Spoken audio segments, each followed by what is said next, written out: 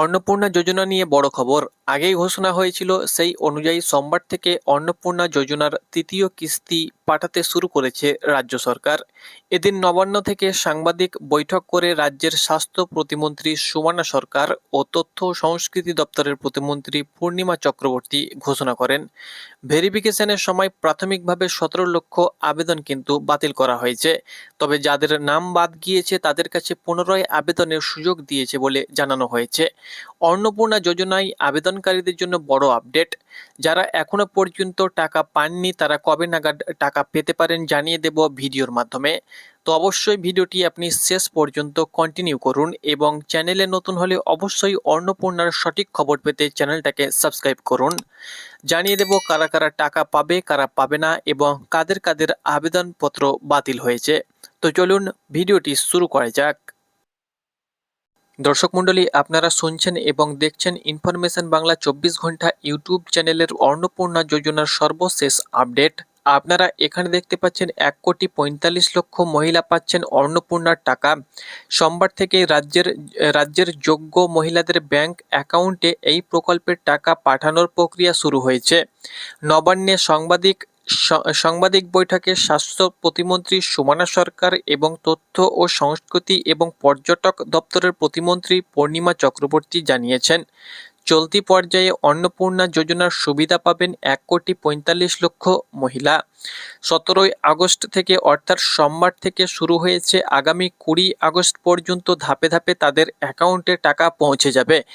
অর্থাৎ আপনার যদি অ্যাকাউন্টে টাকা এখনো পর্যন্ত পৌঁছায়নি তাহলে কিন্তু আপনাকে এখনো পর্যন্ত 2 থেকে 3 দিন অপেক্ষা করতে হবে, কারণ মোটা অঙ্কের টাকা যেতে কিন্তু সময় লাগছে। সেই সাপেক্ষে বলা যাচ্ছে, আপনার যদি এখনো পর্যন্ত অন্নপূর্ণার টাকা ঢোকেনি তাহলে কিন্তু 20 আগস্ট পর্যন্ত আপনাকে অপেক্ষা করতে হবে, সেটা কিন্তু জানানো হয়েছে। অর্থাৎ 20 আগস্টের মধ্যে সকলের অ্যাকাউন্টে 1,45,00,000 মহিলার অ্যাকাউন্টে 3,000 টাকা পাঠিয়ে দেওয়া হবে। সরকারি তথ্য অনুযায়ী অন্নপূর্ণা যোজনার জন্য এখনো পর্যন্ত প্রায় 1,20,00,000 আবেদন জমা পড়েছে। সেই আবেদনগুলির যাচাই বাছাইয়ের পর 1,45,00,000 মহিলাকে এই পর্যায়ে যোগ্য হিসাবে চিহ্নিত করা হয়েছে। মোট 1,80,00,000 আবেদন জমা পড়েছে। এর মধ্যে টাকা পাবে 1,45,00,000। অর্থাৎ আবেদনকারীদের যাচাই করে যারা প্রকল্পের নির্ধারিত শর্ত পূরণ করেছেন তারাই কিন্তু এই অ্যাকাউন্টে সরাসরি 3,000 টাকা পাচ্ছেন। অন্নপূর্ণা যোজনা নিয়ে বিভিন্ন মহলে ছড়িয়ে পড়া বিভ্রান্তির খবর নিয়েও এদিন সতর্ক করেন সুমনা সরকার। তার বক্তব্য, প্রকল্পের টাকা নিয়ে অযথা বিভ্রান্তি বা গুজবে কান না দেওয়াই কিন্তু ভালো। নির্দিষ্ট প্রক্রিয়া মেনে যারা যোগ্য বলে বিবেচিত হয়েছেন তাদের অ্যাকাউন্টে কিন্তু সরাসরি 3,000 টাকা কিন্তু দিয়ে দেওয়া হয়েছে এবং যাদের অ্যাকাউন্টে এখনো পর্যন্ত টাকা ঢোকেনি 20 তারিখের মধ্যে কিন্তু টাকা ঢুকে যাবে। সেই সঙ্গে সঙ্গে এটাও বলা হয়েছে, যারা নতুন করে আবেদন করতে চান এখানে কিন্তু সাফ বলে দেওয়া হয়েছে। ফলে যারা এখনো অন্নপূর্ণা যোজনার সুবিধার জন্য আবেদন করতে পারেননি তাদের আপাতত অপেক্ষা করতে হবে, অর্থাৎ নতুনদের জন্য আবারও কিন্তু সুযোগ দেওয়া হবে। অন্যদিকে ইতিমধ্যেই যোগ্য হিসাবে 1,45,00,000 মহিলার ক্ষেত্রে 17 থেকে 20 আগস্টের মধ্যে টাকা পৌঁছে দেওয়া হবে।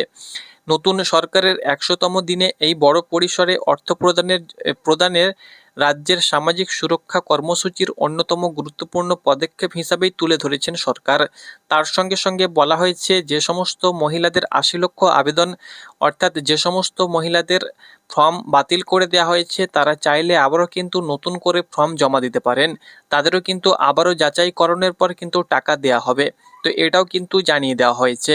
সেই সঙ্গে সঙ্গে 31শে জুলাই পর্যন্ত যারা আবেদন করেছিলেন, 10 জুলাই পর্যন্ত যারা আবেদন করেছিলেন তাদের টাকা ঢুকবে এবং 31শে জুলাই 10 থেকে 31শে জুলাই পর্যন্ত যারা আবেদন করেছিলেন আপনাদের কিন্তু ভেরিফিকেশন পেন্ডিং রয়েছে।